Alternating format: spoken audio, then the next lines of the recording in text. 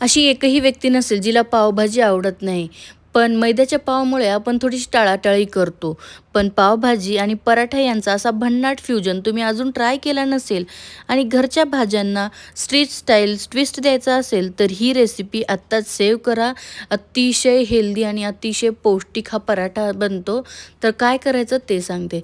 पावभाजीला ज्या भाज्या आपण वापरतो त्या इथं घ्यायच्या आहेत. जसं की मटार घेतलाय, फ्लावर, गाजर, शिमला मिरची आहे, कांदा आहे, लसूण घ्यायचा आहे, पुन्हा हिरवी मिरचीसुद्धा मी इथं घेतलेली आहे.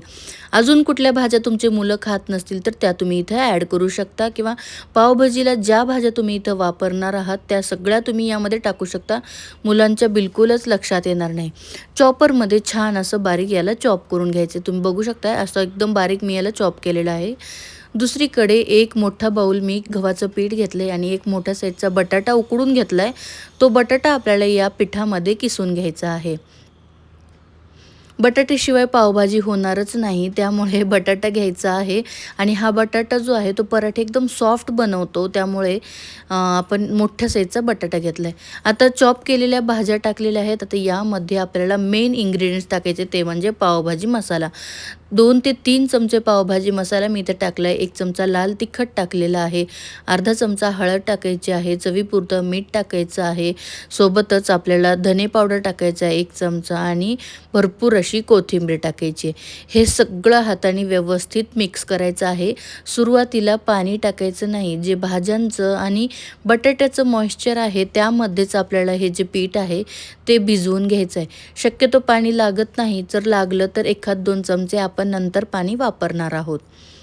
तुम्ही बघू शकताय पीठ बऱ्यापैकी ओलसर झालेलं आहे, कारण भाज्या पाणी सोडतात आणि बटाट्याचंही मॉइश्चर असतं, त्यामुळे आता मला 1-2 चमचे पाणी लागणार आहे, तर ते मी इथं वापरलेलं आहे. सुरुवातीला पीठ जे आहे ते थोडंसं घट्टसर मळायचं. हळूहळू भाज्या पाणी सोडलं की पीठ जे आहे ते ओलसरच बनतं आणि अशा प्रकारे पीठ जे आहे ते छान असं मळून घेतलं आहे. लगेचच आपल्याला याचे पराठे करून घ्यायचे आहेत. जास्त वेळ हे ठेवायचं नाही, नाहीतर पीठ जे आहे ते खूपच जास्त सैल होतं. आता पिठाला कोरडं पीठ लावून आपल्याला हे पराठे जे आहेत ते लाटून घ्यायचं आहे. तुमच्या आवडीचं साईजमध्ये तुम्ही हे बनवू शकता. बघा अशा प्रकारे मी एकदम पातळसर आपला पराठा जो आहे तो लाटून घेतला आहे. गरम तव्यावर आपला हा पराठा आपल्याला भाजून घ्यायचा आहे. आता पराठा भाजण्यासाठी बटरचाच वापर करायचा. पावभाजी मसाला, भाज्या आणि बटर एकदम बेस्ट कॉम्बिनेशन आहे आणि हा पराठा इतका चविष्ट बनतो.